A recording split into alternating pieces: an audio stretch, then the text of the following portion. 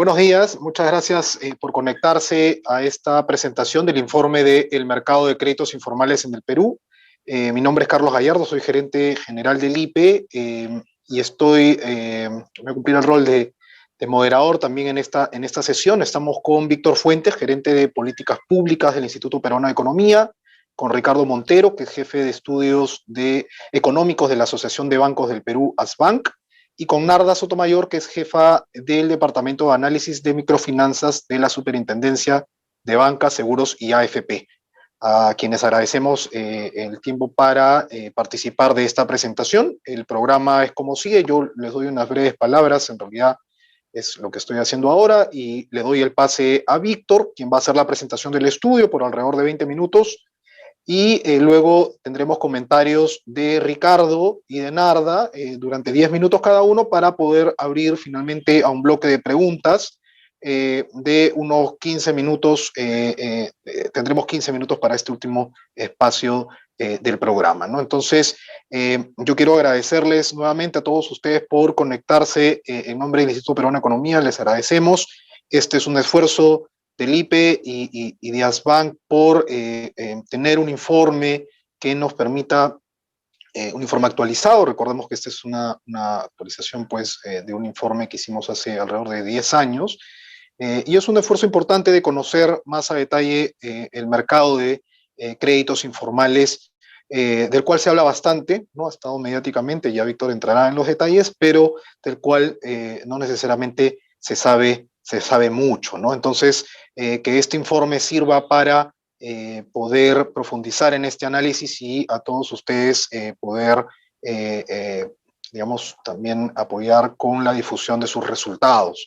Quiero cerrar nuevamente agradeciéndoles, comentándoles que el informe va a estar en nuestra web en breve, probablemente en algunos minutos.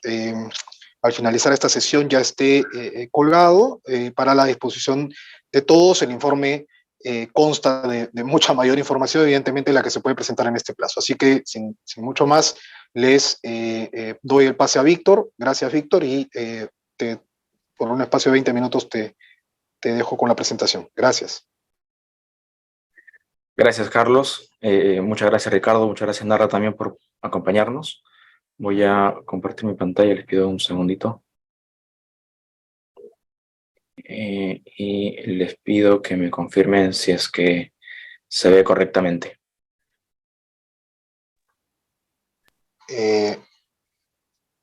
Lo veo con un... Ya está. Perfecto. Sí, perfecto. Ok. Gracias. Perfecto. Ok, bueno. Soy Víctor Fuentes Campos, soy gerente de políticas públicas y hoy vamos a presentarles un segundo esfuerzo del IPE tratando, dando una radiografía clara sobre el crédito informal en el Perú. Si bien se sabe poco sobre el mercado de créditos informales, en la práctica es una forma de financiamiento común en el Perú, y lo poco que sí se sabe y ha venido dándose a conocer en medios está relacionado principalmente a los casos de cobros delincuenciales. El presente esfuerzo representa una mejora al primer estudio que el IPE hizo hace una década. Y a fin de lograr una radiografía actualizada, hemos levantado encuestas representativas que nos permiten entender el tamaño del crédito informal en el Perú. En agregado, estimamos que al menos 580.000 hogares acceden al crédito informal proveniente ya sea de un prestamista o de una casa de empeño. Ello representa aproximadamente el 8% de los hogares urbanos en el Perú. Como podemos ver en el gráfico de la izquierda, la mayor incidencia está concentrada entre los hogares más vulnerables, entre los niveles socioeconómicos principalmente si lo vemos de manera espacial, geográficamente, está principalmente concentrado en la zona del oriente, la zona principalmente de la selva y la Amazonía. En esa línea, el financiamiento proveniente de los créditos informales es una práctica bastante extendida. Los resultados nos indican que el 40% de los encuestados ya había recibido antes un préstamo informal, llegando a 60% en el caso de Iquitos, ¿no? Este mecanismo, como podemos ver en la parte derecha de la diapositiva, parece ser más usado entre comerciantes y hogares vulnerables. Como parte del esfuerzo, no solamente hemos levantado encuestas, sino que también hemos realizado algunas entrevistas con los usuarios de estos préstamos y recogemos algunas de sus principales respuestas del lado derecho de la diapositiva. En la presentación completa podemos encontrar también algunos otros comentarios adicionales que ilustran la penetración del mercado informal en el Perú.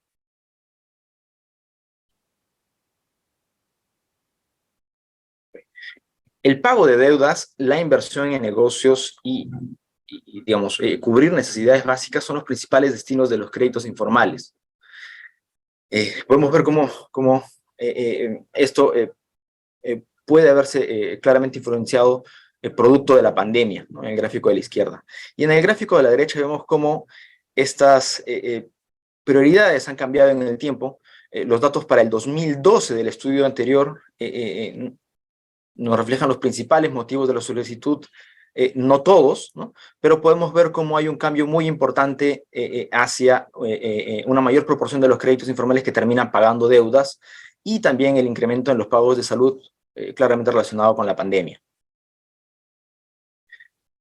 Si nos metemos ya a ver un poco más de números, ¿no? Los resultados indican que los préstamos informales tienen un monto promedio de aproximadamente 1.700 soles, y con ello, y de manera muy conservadora, estimamos que el volumen de los créditos informales suman al menos 1.000 millones de soles por año. Y para entender el tamaño de este mercado, veamos en el gráfico de la derecha que representa aproximadamente, digamos, casi el 80% de todos los créditos a microempresa y de consumo de las cajas rurales, y más o menos 3/4 de los créditos a microempresa y consumo de las pymes.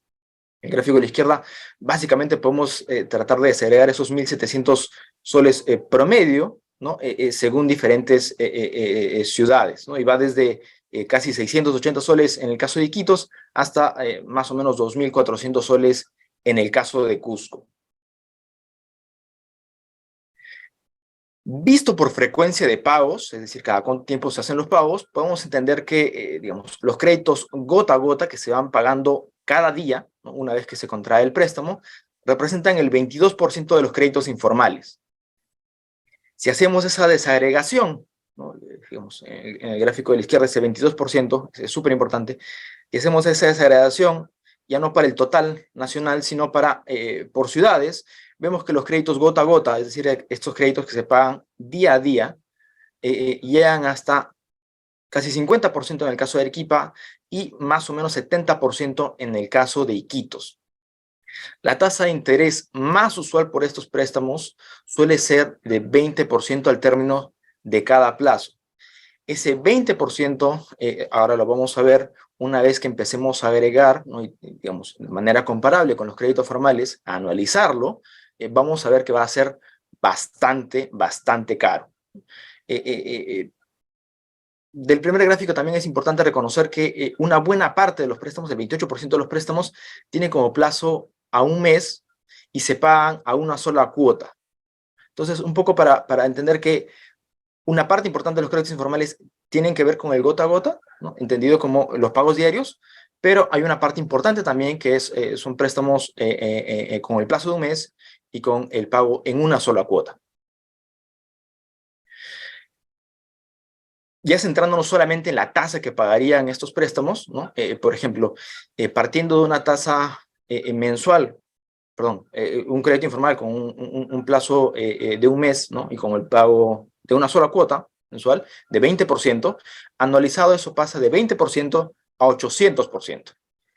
Si el plazo fueran 30 días, pero el pago es diario, ¿no? Esa tasa de 20% se convierte en más de 7.000% de manera anualizada. En agregado, hemos encontrado que casi el 50% de los que tomaron créditos informales en el Perú pagó una tasa de interés anualizada de 500% o más. Y si bien esta tasa es bastante alta, también hemos encontrado que un porcentaje similar, ¿no? Casi la mitad de los encuestados, con el 9% en particular, considera que las condiciones de los préstamos informales son favorables o muy favorables para ellos, ¿no? Y eso, pasando a la siguiente slide, tiene que ver con cómo el trámite rápido y la baja cantidad de requisitos, ¿no? Son los principales motivos por los cuales se toman créditos informales. lo cual es consistente con cómo el principal motivo por el cual no se opta por un crédito formal, 61%, no lo toma porque se piden demasiados requisitos. Y esto claramente también tiene relación con los niveles de informalidad laboral y productiva que tenemos en el país, que llega a más del 75% en el caso del empleo en el Perú. Y si revisamos un poco más hacia adelante, ¿no? Ya habíamos visto cómo el 44%, perdón, más o menos el 40% de los encuestados había recibido un crédito informal antes. Pensando hacia adelante, ¿no? El 44% volvería a prestarse de un prestamista informal, de requerirlo, de manera agregada, el 36% optaría por un préstamo formal de requerir uno nuevo. Entonces, eso un poco nos pinta la cancha de el avance de las características de crédito informal y cómo estos requisitos pueden pesar un poco más a pesar del muy alto costo que significan los créditos informales en el Perú. Ya pasando a las modalidades de cobro, es importante entender que una buena parte, el 86% de los créditos informales encuestados ya se devolvieron y hay un 8% que tuvo algún tipo de problema en la devolución del préstamo. Y eso significa más o menos 40.000 familias urbanas. Ahora, si bien este monto, este porcentaje puede parecer menor, ¿no? Es en realidad un significativo número de casos que guardan correlación con lo que vemos en las noticias durante varios fines de semana. De los que terminaron presentando algún tipo de retraso en el pago de los créditos informales, el 35% sufrió alguna amenaza o fue presionado, ¿no? Ya sea una amenaza verbal o algún tipo de daño material, ¿no? Físico.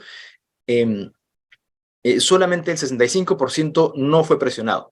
Estos resultados indican que, claro, los créditos informales están cubriendo una necesidad de financiamiento, pero en la medida en que hay algunos créditos informales que son perniciosos, ¿no? Delincuenciales, con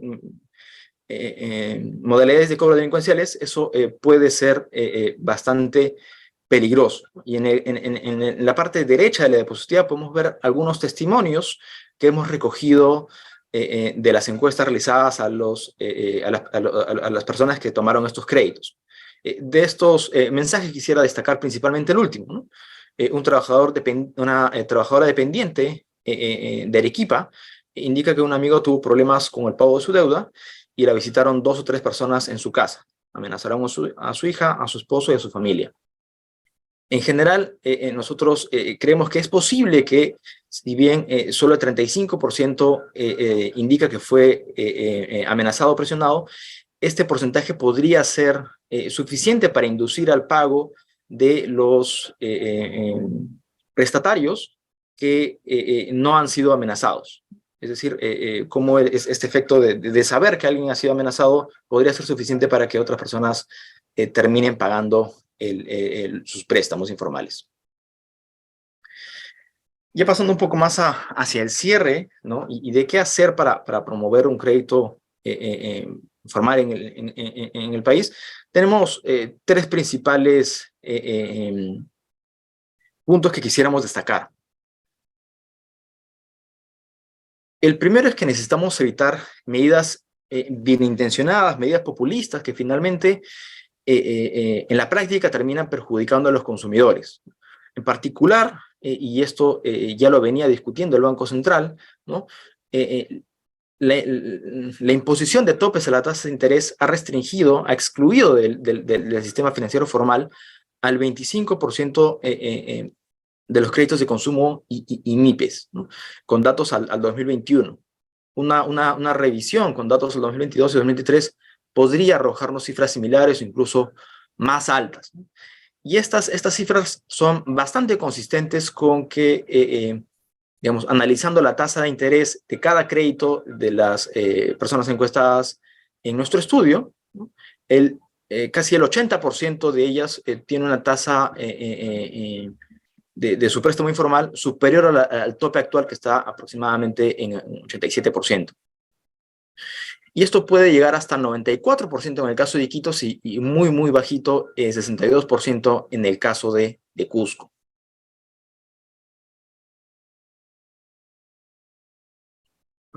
Se movió esto. Así. Un segundo punto que nos parece sumamente relevante tiene que ver con una facilitación para el acceso a servicios financieros formales y mejorar fundamentalmente la confianza de los ciudadanos en estas instituciones. Y acá podemos notar cómo en el gráfico de la izquierda, que tiene dos ejes en el eje horizontal, ¿no? El número de oficinas del sistema financiero por cada 100.000 adultos, y en el eje vertical el número de créditos informales que han obtenido las personas que respondieron a nuestra encuesta. Hay una relación negativa, ¿no? Es decir, cuanto más bajo sea el nivel de acceso a servicios financieros, más alto es la cantidad de créditos, créditos informales que se optan en promedio. Entonces, es sumamente importante asegurar un mayor nivel de acceso a servicios financieros, y por otra parte, necesitamos también asegurar un mayor nivel de confianza en estas instituciones. Resulta sumamente preocupante que aproximadamente la mitad de las personas en los niveles socioeconómicos D y E, ¿no? Los hogares más vulnerables, no sienta que su dinero esté seguro dentro de una institución financiera. Ello, lógicamente, también tiene que ver con lograr una mayor y mejor educación financiera en el Perú. Entonces, en general, es preocupante que el 34%, casi un tercio de las personas, sienta que no tenga la seguridad de tener su dinero en una institución financiera. Por último, nos parece que es sumamente importante aprovechar las nuevas tecnologías y las oportunidades a las que, sin querer, de manera acelerada, la pandemia nos ha presentado. El rápido acceso a billeteras electrónicas podría promover el uso de servicios financieros formales, ¿no? En la medida en que se pueden construir perfiles de riesgo, perfiles crediticios a partir del movimiento de cada usuario, ¿no? Y al mismo tiempo explorar modalidades más flexibles de pago. Hemos visto cómo los créditos gota a gota representan el 22% del total de los créditos informales, ¿no? Y como el 28% de los créditos informales son créditos a un solo mes, con una sola cuota, y por lo tanto es importante también apuntar en ese sentido. En el gráfico de la izquierda vemos cómo cuanto más bajo sea el nivel socioeconómico, el nivel de tenencia de cuentas de ahorro, tarjeta de crédito, es muy bajo, ¿no? Lo cual nos indica que es un espacio en el que digamos, no se ha avanzado mucho, mientras que en el gráfico de la derecha vemos cómo la penetración de las billeteras informales es mucho, mucho más alto, y en ese comparativo entre billeteras móviles y la tenencia de cuentas de ahorro o tarjetas de crédito, se ha avanzado muchísimo más entre los niveles socioeconómicos más bajos. Un poco a manera de reflexión y para poder terminar, entendemos que quisiéramos dar a entender que los créditos informales están supliendo una necesidad de financiamiento entre muchos hogares.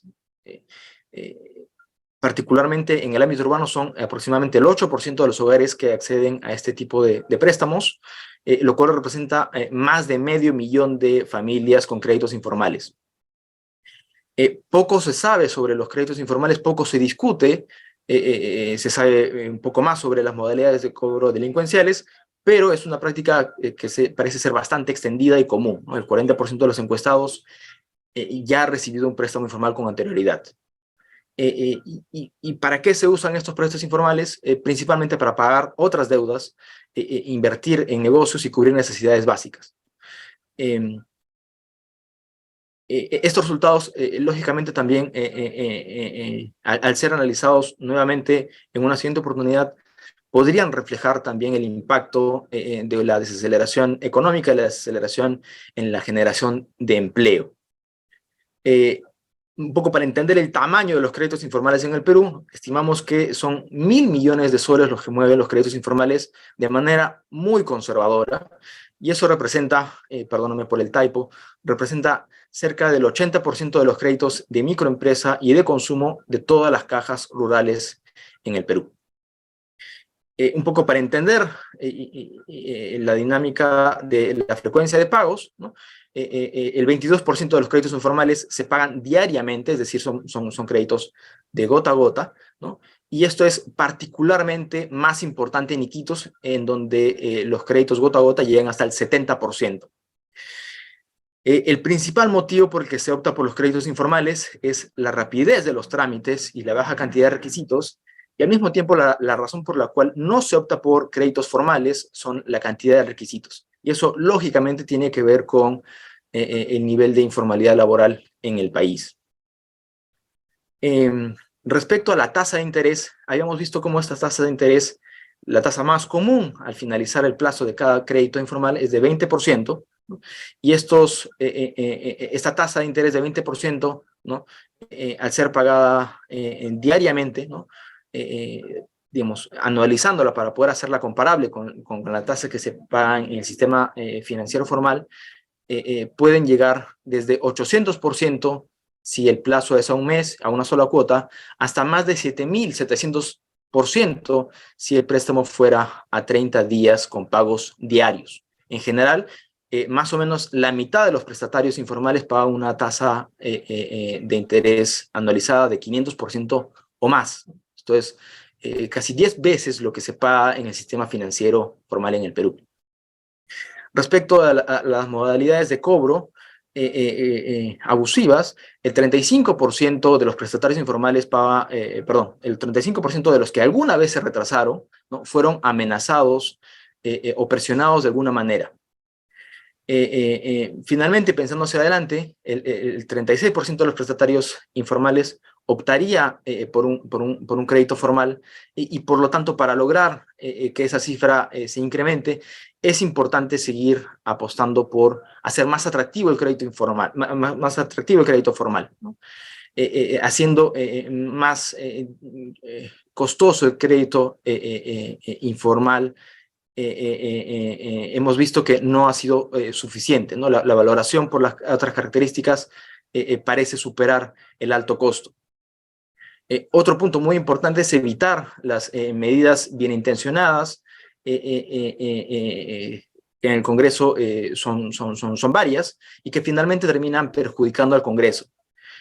Asimismo, es importante mejorar la confianza de la ciudadanía en las instituciones financieras y aprovechar las nuevas herramientas tecnológicas que nos brinda la revolución digital. Muchas gracias. Y perdón.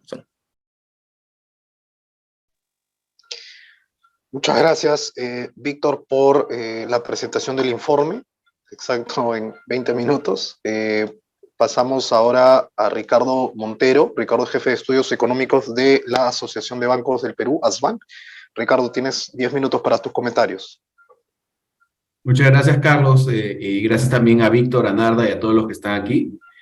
Lo primero que quiero comentar es lo oportuno del estudio, ¿no? La verdad es que tener información de este tipo y nos permite dimensionar y también tomar, digamos, o insumir lo que nos dicen las noticias sobre los préstamos gota a gota de manera como más informada y adecuada, ¿no? En esto quiero aprovechar digamos, la presentación, combinar lo que nos han contado ustedes, algunos estudios que hemos hecho nosotros también, para, digamos, hablar un poco del tema. Y lo que quiero es hablar tres puntos, quiero abordar 3 puntos en este comentario. Lo primero es el dimensionamiento del problema, ¿no? Esto, el estudio nos permite saber que estamos hablando de al menos 580.000 hogares, ¿no? Hogares peruanos que de una u otra manera están siendo forzados a endeudarse con estos créditos informales, ¿no? Y todavía saber que estos 580.000 hogares se están endeudando, al menos la mitad de ellos, con tasas superiores a 500%, ¿no? Y si bien el estudio nos da el dato del momento, la información que nos llega por parte de los noticieros da la impresión que este fenómeno está siendo cada vez más recurrente, ¿no? Es una práctica más común, escuchamos muchas más veces de actividades delictivas relacionadas con los préstamos gota a gota. Entonces es de gran importancia entender qué es lo que está pasando y creo que estudios como, como el que han hecho nos dan muchas luces al respecto. Entonces, como lo primero que me llevo de esto es que es un problema grande y que sigue creciendo. Y cuando digo que es un problema grande, me refiero a que tanto a cuántas familias están siendo impactadas, también como por la magnitud de este impacto en las familias que están tomando los préstamos. El segundo tema del que quiero hablar es a quién está afectando esta situación, ¿no? Este es un problema que afecta principalmente a los hogares más vulnerables. Víctor nos decía que mientras solo 1% de los hogares en condición socioeconómica A terminan tomando los créditos informales, esta tasa llega a 14% en los hogares de condición socioeconómica E, ¿no? Entonces, el efecto que está teniendo este mercado informal en términos de equidad es súper grande, ¿no? Y no solamente eso, sino que un dato que me impactó mucho cuando estuve leyendo el informe es que ustedes encuentran que el 39% de las personas que toman estos créditos lo hacen para pagar deudas, ¿no? Entonces, si estas deudas que están pagando son otros créditos informales que arrastraban de antes, lo que está pasando es que los hogares están atrapados en una espiral de créditos gota a gota que lo va a dejar en una situación sumamente precaria y peligrosa, ¿no? Entonces, además de que es un problema grande, este afecta particularmente a una población vulnerable y los va a dejar en una situación aún más vulnerable. Y el tercer punto que quiero comentar es cómo podemos contribuir a resolver este problema, ¿no?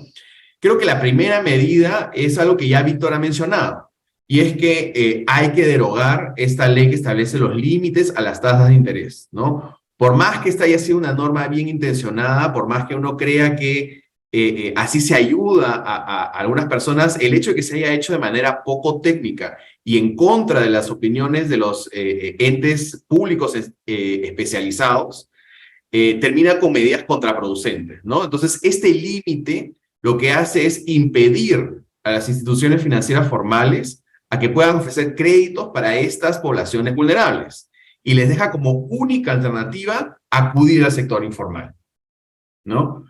Otra cosa que podemos hacer y que promovemos mucho desde la Asociación de Bancos es incidir y apostar por la educación financiera, ¿no? Nuestro diagnóstico es que la mayoría de las personas de todos los niveles socioeconómicos cometen errores al comparar opciones cuando se necesita realizar, aunque sea cálculos muy básicos, ¿no? Como dato, les puedo decir que entre el 50 y el 60% de las personas se equivoca cuando se les pide hacer comparaciones como si prefiere pagar por un producto que está con 1.000 soles con 20% de descuento o si prefiere pagar 850 soles por el mismo bien.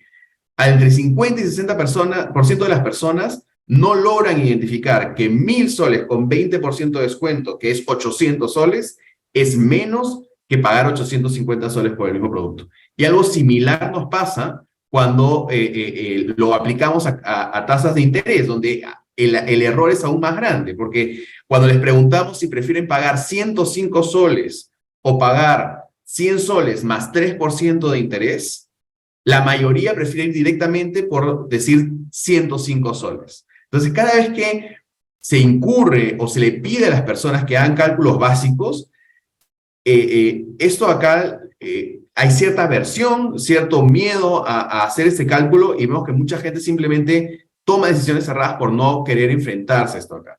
Y es por eso que desde la Asociación de Bancos hemos desarrollado iniciativas como Educación Financiera en el Cole, donde actualmente capacitamos a docentes de Cajamarca, Arequipa y Lima para que incorporen conceptos de finanzas básicos en su enseñanza al día a día. Y esto acá con estudiantes de secundaria. Adicionalmente, hemos lanzado cursos digitales breves y gratuitos para aprender a manejar nuestras finanzas personales, familiares o las de algún negocio, ¿no? Entonces, estos cursos que son breves, son gratuitos, son digitales, pueden encontrarlo en la web de finanzasaltoque.pe. Así que los invito a todos a revisarlo. La verdad es que yo he llevado algunos de ellos, son bastante didácticos y me han ayudado también a organizarme a mí, ¿no? Entonces, finanzasaltoque.pe. Y finalmente, también creo que como un poco de reflexión para el propio sector, es que debemos tomar lecciones de este estudio, de la información que estamos recibiendo y hacer que la comunicación de nuestros servicios sea más clara, más directa y más fácil de entender. Y así las personas van a poder vernos no como entes distantes a los que hay que tenerles miedo, sino como socios que usan el mismo lenguaje que ellos y tienen las mismas metas, ¿no? Entonces, resumiendo un poco, y con esto termino, es que identificamos 3 acciones a tomar. Primero, derogar la ley que impone límites a las tasas de interés. Segundo, apostar por la educación financiera. Y tercero, acercar a las instituciones financieras hacia los ciudadanos con lenguaje directo y fácil de entender. Gracias, Carlos. Con esto termino mi comentario. Muchas gracias, Ricardo. Le damos el pase a Narda. Narda Sotomayor es jefa del Departamento de Análisis de Microfinanzas de la Superintendencia de Banca, Seguros y AFP, la SBS. Narda, te escuchamos. Por 10 Hola, minutos. buenos días. Muchas gracias, Carlos. Primero que todo, agradezco la oportunidad de estar acá comentando este estudio. En muchos de los puntos, en realidad, concuerdo con lo expresado por Ricardo y le agradezco por los comentarios, digamos, de visión general. En ese sentido, voy a tratar de no ser repetitiva y concentrarme en los aspectos más puntuales del propio informe. Por supuesto, el tema del estudio es bastante relevante, oportuno, como indicó Ricardo, pues aborda una de las diversas modalidades o dimensiones, más bien, de la informalidad, en este caso en el ámbito del mercado de créditos, ¿no? Como se había mencionado, entendiendo los créditos informales como aquellos que se dan fuera del entorno no supervisado por el regulador, ¿no? Lo cual expone, pues, a la población a diversos tipos de riesgos. Algunas de las preguntas que motiva el estudio tienen que ver con la incidencia de los créditos informales en el Perú, la motivación de estos, las condiciones bajo las cuales se otorgan, el desempeño de los créditos y, por supuesto, las acciones para la recuperación de los créditos, todo desde el lado de la demanda. Y asimismo, me da gusto encontrar, digamos, ese balance entre ventajas y desventajas de los créditos informales para extraer lecciones de política pública, más bien para mejorar nuestro sistema financiero formal. Un poco trataré de centrar mis comentarios en torno a estos objetivos planteados. El estudio utiliza información primaria de la demanda, encuestando a jefes del hogar, no a todos, solo a los que recibieron un crédito informal en el último año. Aquí no me queda muy claro, digamos, la posibilidad de que con esta forma de seleccionar a quienes se entrevista se pueda responder a la pregunta sobre la incidencia del crédito informal, puesto que estaría habiendo una suerte de sesgo de selección de la muestra, dado que estamos encuestando a aquellos que sí recibieron crédito. Lo esperado sería, pues, encuestar a una muestra de jefes de hogar seleccionados aleatoriamente y clasificarlos en 2 grupos, aquellos que recibieron créditos informales en el último año y los que no recibieron. De este modo podríamos aproximarnos a la medición de la incidencia de los créditos informales en las zonas urbanas de las ciudades que han sido entrevistadas. Además, habiendo tomado la muestra en estas 5 ciudades importantes, no es posible hacer inferencias a nivel nacional o de macroregiones, a menos que se pruebe la representatividad.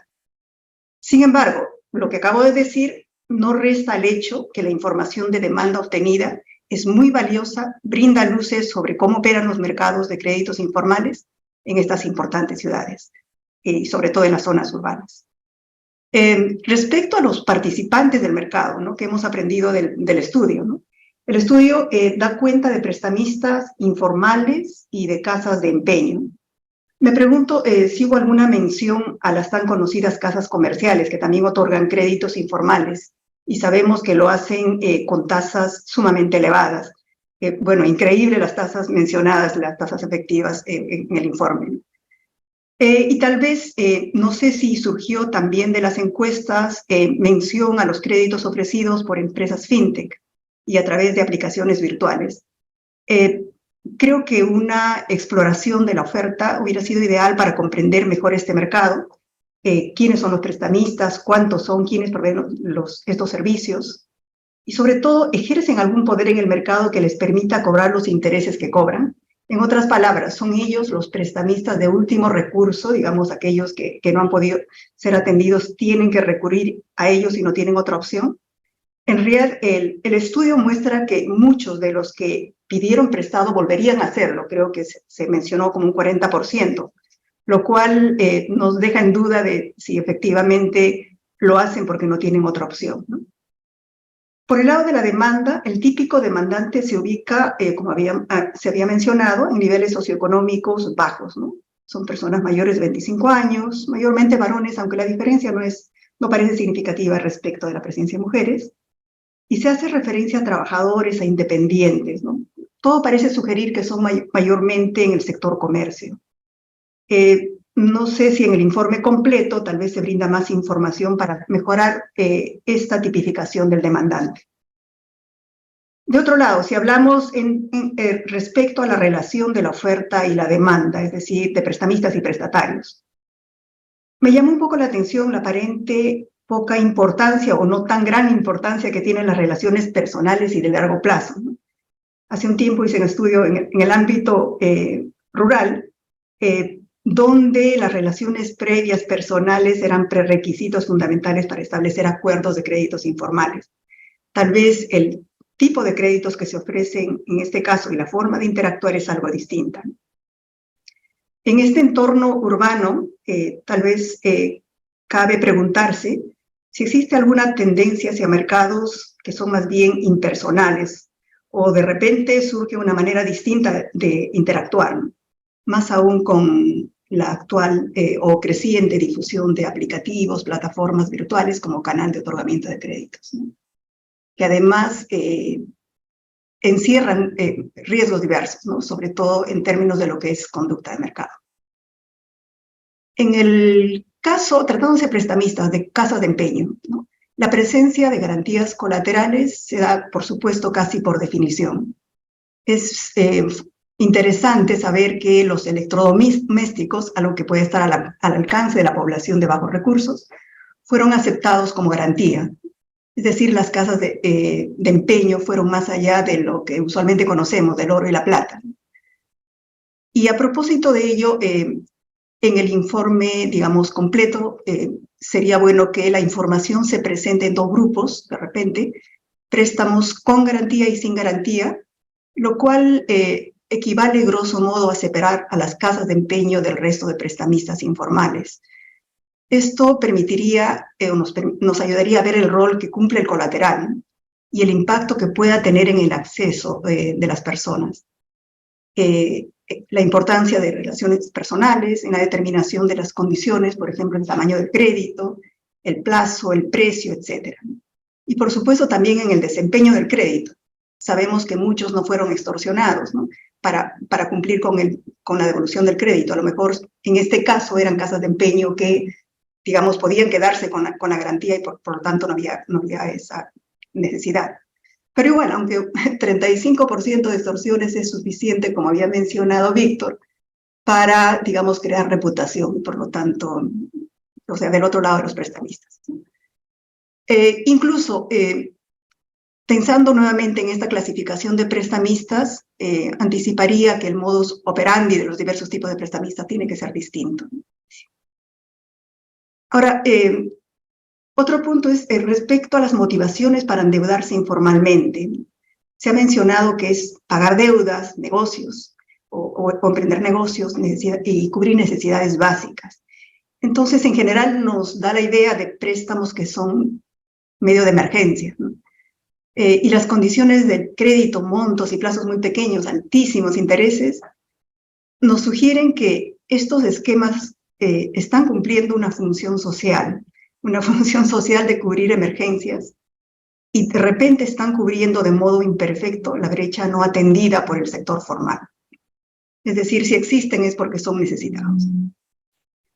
Iquitos en general muestra casos extremos, ¿no? Créditos de montos muy pequeños, 3/4 de los cuales se otorgan a menos de un mes, ¿no? Y se habló de la importancia enorme de los créditos gota a gota.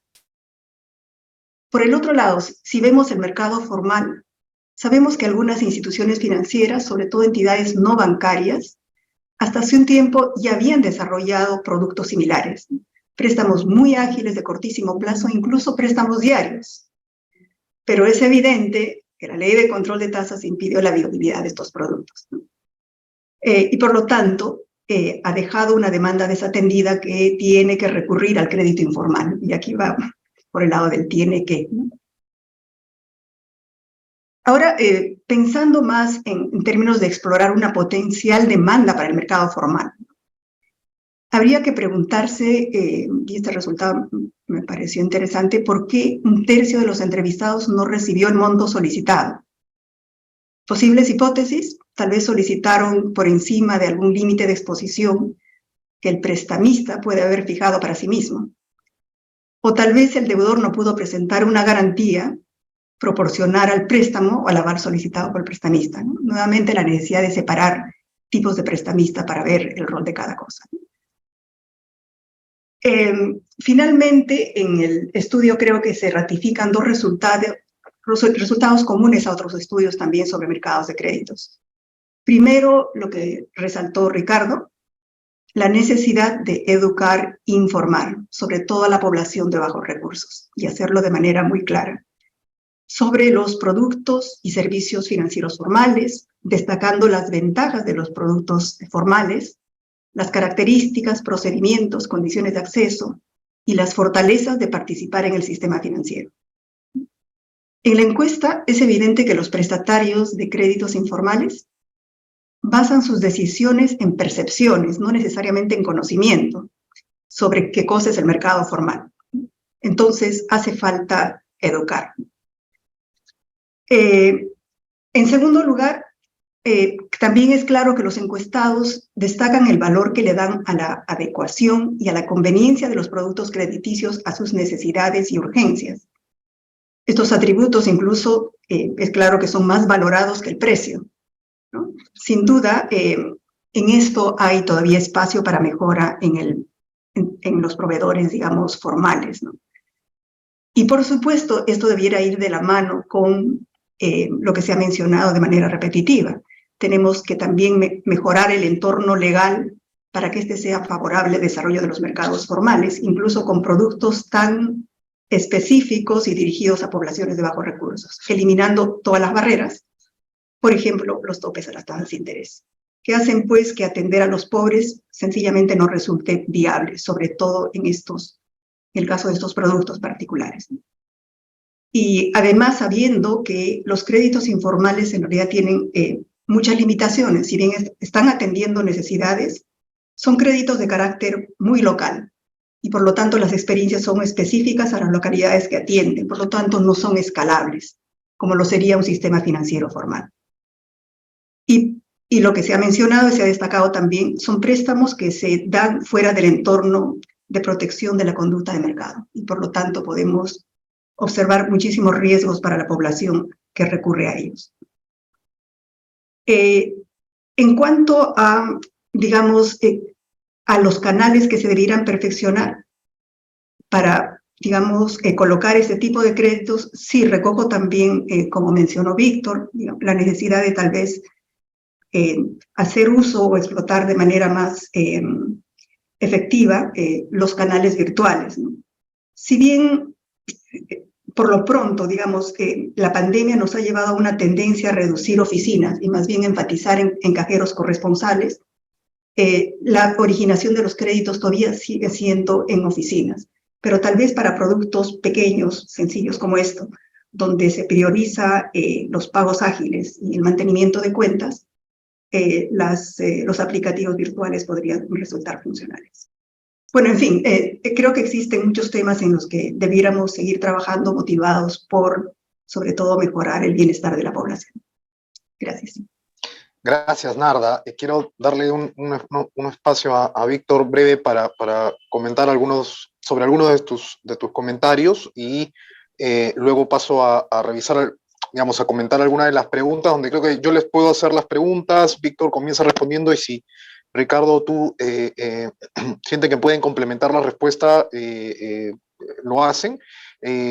Previo, quiero comentarles a todos los conectados que ya está habilitado, lo compartieron por el chat, el link desde donde pueden descargar el informe completo, ¿no? Entonces, para que ya lo puedan ir descargando.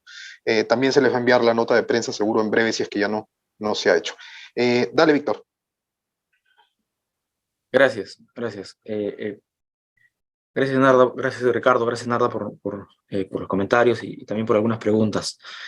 Antes de pasar a las preguntas de los asistentes, quería comentar, digamos, en esta presentación que también las vamos a compartir, tenemos algunas preguntas frecuentes, ¿no?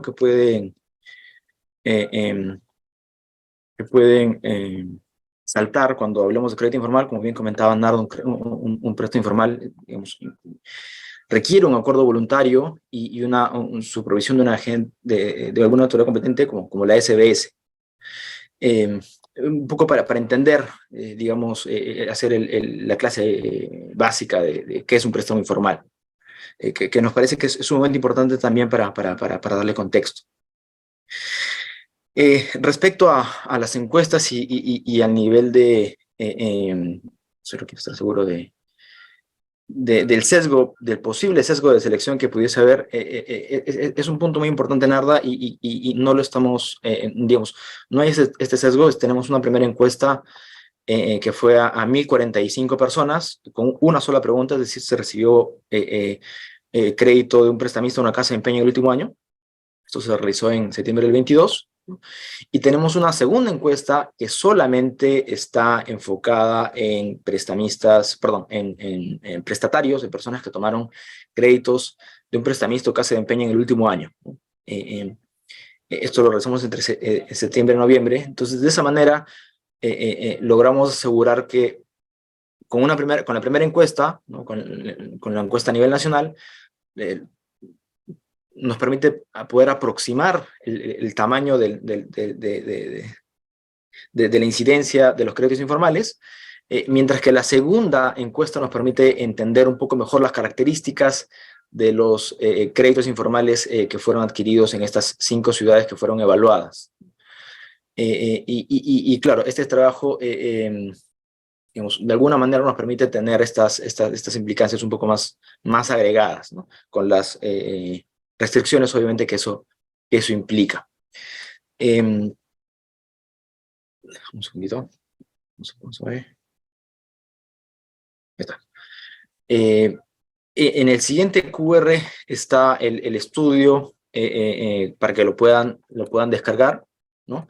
Y mientras quería comentar que respecto a otros, digamos, reaccionar un poco a algunos de los comentarios de Narra también, y de Ricardo, digamos, no solamente hace falta eliminar la ley que pone topes a las tasas de interés, sino también evitar otras medidas que vienen dando vueltas a través de proyectos de ley en el Congreso. Claro, como mencionaba Narda, el análisis ha sido un poco más pensado del lado de la demanda, ¿no? Pero creemos que es importante ser consistente con estos estudios en el futuro, de manera de que podamos tener un mejor monitoreo, no solo de la demanda, sino también de la oferta. Quizás extender los créditos, el análisis de los créditos, no solamente a personas, sino también a empresas, ¿no? Respecto a si hemos considerado, por ejemplo, casos comerciales o fintech, no los hemos traqueado de manera particular, ¿no? Ese es un aspecto de mejora en el que podemos avanzar hacia un siguiente estudio. Digamos, algunos comentarios rápidos nada más, y Carlos, te doy la palabra para poder avanzar. Gracias, Víctor. A ver, veo una pregunta de Víctor Revilla, que pregunta sobre el crédito informal, ¿no? Como una fuente grande, importante de financiamiento para empresas y hogares, y pregunta él, pues, cómo proteger a los prestatarios de las prácticas crediticias abusivas, ¿no? Pensando, imagino, en este sector informal que has comentado, ¿no? Entonces, como comentaba hace un rato, Víctor, de repente tú desarrolla una primera respuesta, y si Narda y Ricardo quieren complementar, pueden hacerlo. De acuerdo. Lo primero es que me parece que hay que tratar de distinguir estos créditos informales con modalidades de cobro delincuenciales de aquellos que no lo son. probablemente ahí esa protección tiene un poco más que ver con la eliminación de este tipo de créditos, pero, digamos, lograr digamos, decretar la eliminación de algún producto, servicio, mecanismo en el Perú, creo que ha sido bastante probado que no necesariamente eso se va a transformar en que desaparezca. Nos parece que es más importante, por una parte, generar mejor información, proveer de mejor educación para tomar mejores decisiones del lado de los usuarios, entender que estos créditos finalmente son sumamente caros, a pesar de que podrían no parecer, si consideramos plazos muy cortitos, ¿no? Y por otra parte también proveer, digamos, mejores espacios para que los créditos formales puedan ser más flexibles y dinámicos. Eso como reacción un poco más general, que creo que Narda y desde el lado del regulador y Ricardo seguramente tienen mejores alcances. Nardo, Ricardo, no sé si quieren complementar algo para esa pregunta, ¿no? Acerca de cómo proteger a los prestatarios de las prácticas crediticias abusivas. Sí, si quieren yo puedo ir primero y si nada tiene algo más que comentar, Dale. les cedo la palabra. Bueno, ahí coincido en gran medida con lo que dice Víctor.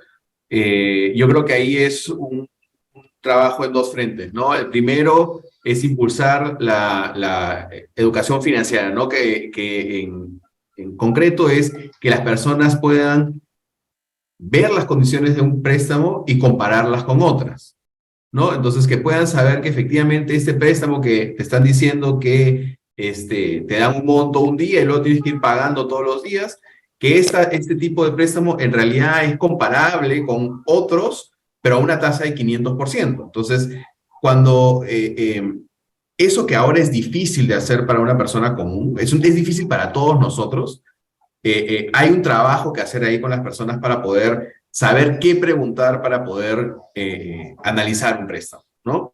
Y lo segundo es, yo también creo, desde las entidades que proveemos servicios financieros, brindar la información también más clara, más fácil de entender y posicionarnos como un socio y no como un último recurso, ¿no? Sí, eso. Gracias, Ricardo. Narda, no sé si algo quieres complementar o si no sigo con la siguiente pregunta. No, adelante, sí, Ya. plenamente de acuerdo. Educar, informar y, por supuesto, ofrecer alternativas viables, ¿no? O Gracias. atractivas, ¿no?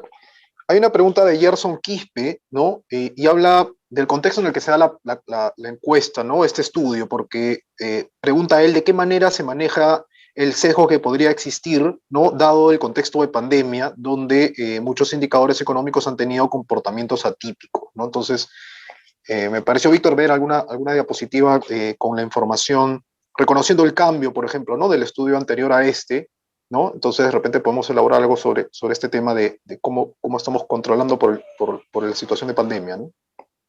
O cómo vemos, ¿no? El cambio en las dinámicas producto de la pandemia, ¿no? Sí, de acuerdo.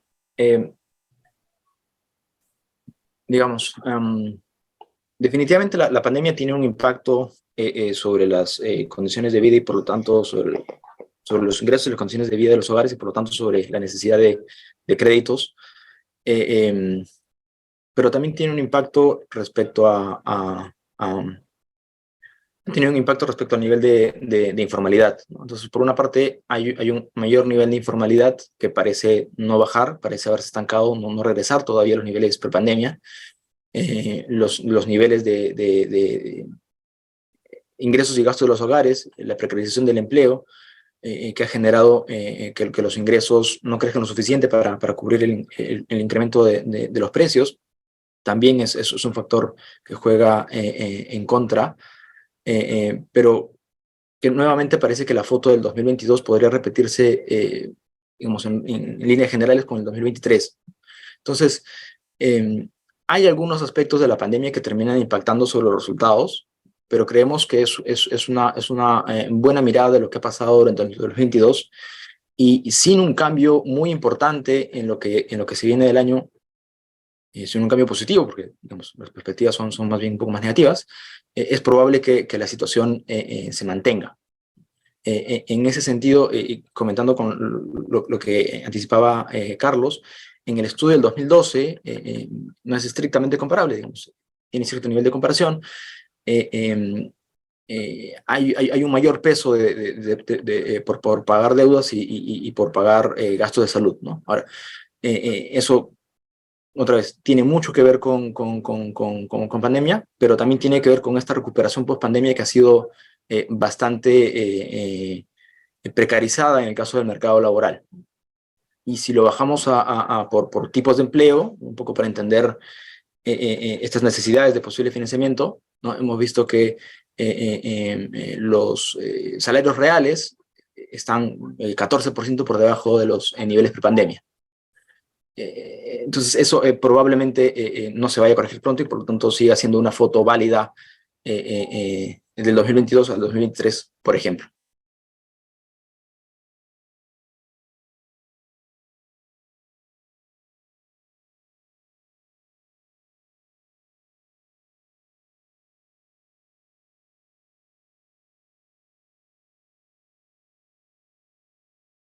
Carlos. Perdón.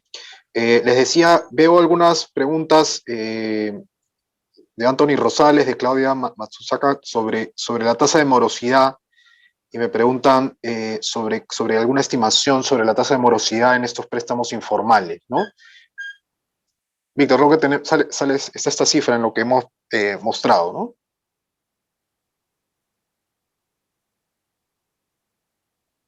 Estás en silencio. Gracias, Carlos.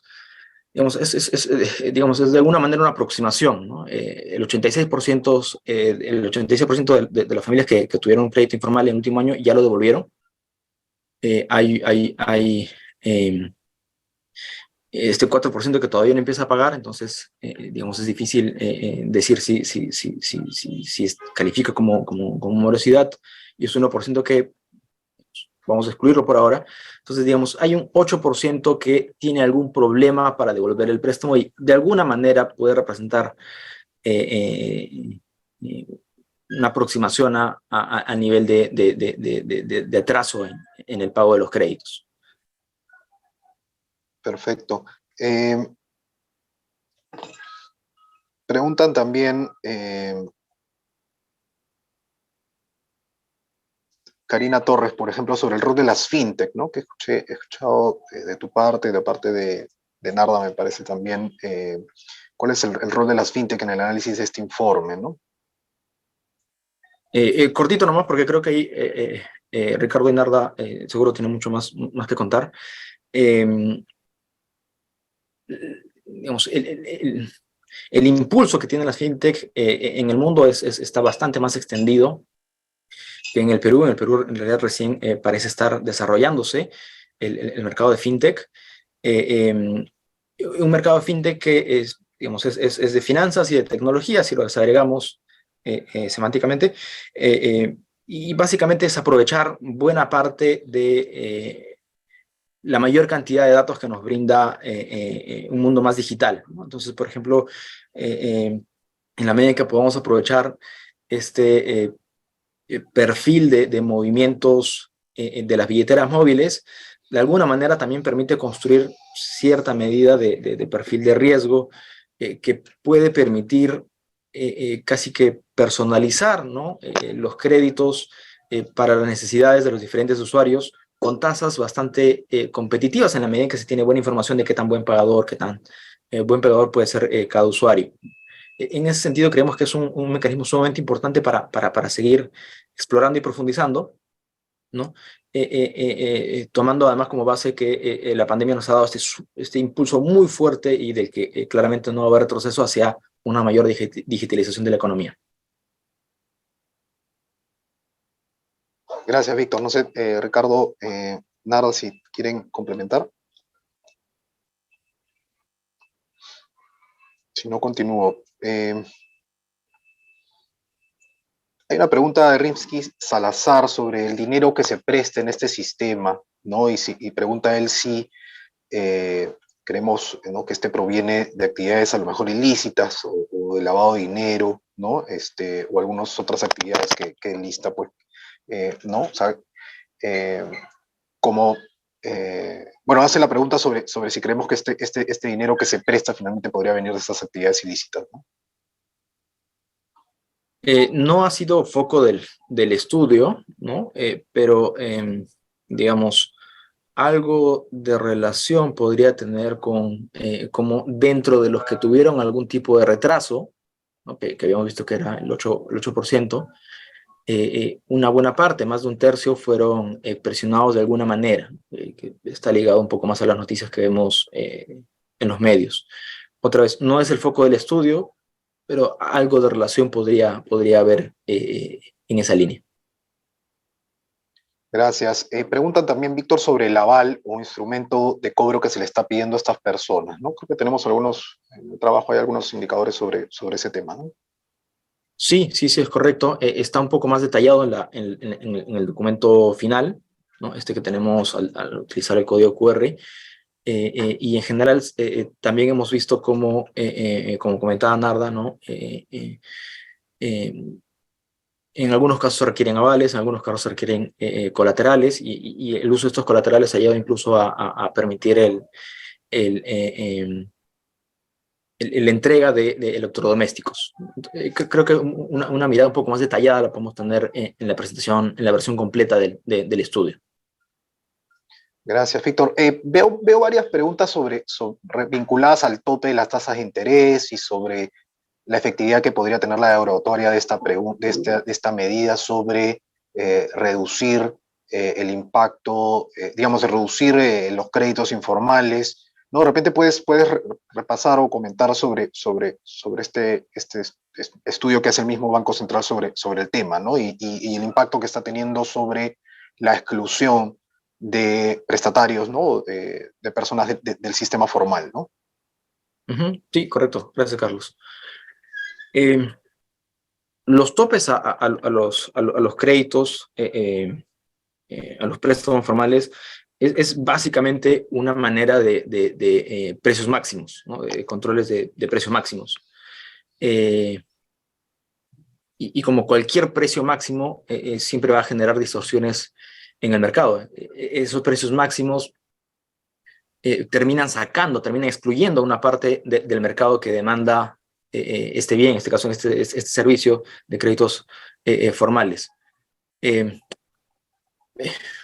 Digamos, en la medida en que se tiene poca información, ¿no?, sobre algunos prestatarios, algunas personas que van a requerir un préstamo, lo cual puede ser... puede estar relacionado, claro, al nivel de informalidad de estas personas, no tener un trabajo seguro, no tener algunos documentos que puedan presentar, genera mayor riesgo, ¿no?, mayor incertidumbre respecto de la devolución de los préstamos. Y cuanto más riesgoso sea, más incierto sea el repago del préstamo, es lógico que se requiere una tasa de interés más alta, ¿no? En ese sentido, imponer un tope, un precio máximo al mercado de créditos formales, básicamente se está excluyendo a una parte importante de aquellos hogares, principalmente aquellos que tienen un mayor nivel de riesgo, aquellos sobre los cuales se tiene menos información, ¿no? Y por lo tanto terminan siendo prácticamente dejados solamente con el sistema, con el mercado de préstamos informales, ¿no? Que como hemos visto, si hacemos las agregaciones de manera que podamos tener una comparación de papas con papas, ¿no?, el costo de los créditos informales son mucho más altos. Lo que hace el Banco Central, que es el gráfico que tenemos a la izquierda, es calcula cuál es el porcentaje de los créditos de consumo y MIP excluidos, ¿no?, producto del tope de la tasa de interés, ya sea que a ese nivel de tasa, por ejemplo, no se pueda generar un préstamo porque ya no es rentable para los bancos, así como digamos, los bancos no van a tener ese interés de renovar el crédito para que estas personas puedan acceder a un crédito formal. Entonces, eliminar este tipo de medidas bien intencionadas no va a resolver el problema del crédito informal. Eso creo que es claro, ¿no? Sin embargo, estamos haciendo más fácil, estamos allanando el camino de un mayor tamaño del crédito informal, ¿no? Porque estamos restringiendo el acceso a una buena parte de los hogares a un sistema formal y supervisado por el regulador. Y lo que está en el gráfico de la derecha es básicamente el reflejo de eso. Si tomamos como límite la tasa tope, que está cerca de 88% ahora, ¿no? Esa tasa de interés anualizada, 88%, la gran mayoría de los créditos informales tienen una tasa anualizada muy por encima de ese umbral. Entonces, en la medida en que ese umbral está establecido, ¿no? Estamos obligando a que muchas personas que pudiendo ingresar al sistema financiero formal con un costo un poco más alto, pero más bajo que el de los créditos informales, ¿no? Básicamente hay un costo social ahí muy alto. Gracias, Víctor. Ricardo, te doy la palabra que has pedido intervenir y ya con esto estaríamos cerrando. Dale, Ricardo. Gracias, Carlos. Solamente para complementar lo que ha dicho Víctor, quería mencionar el estudio que hizo el BCR en mayo del año pasado, donde mostraban algunas estimaciones de las personas que terminan siendo excluidas del sistema formal por parte, digamos, como consecuencia de estos topes a las tasas de interés. Ese estudio habla de alrededor de 127,000 personas excluidas, distribuidas entre MIPES y personas naturales, ¿no? Entonces, más o menos para ver cómo enmarca esto en los números que hemos presentado hoy día.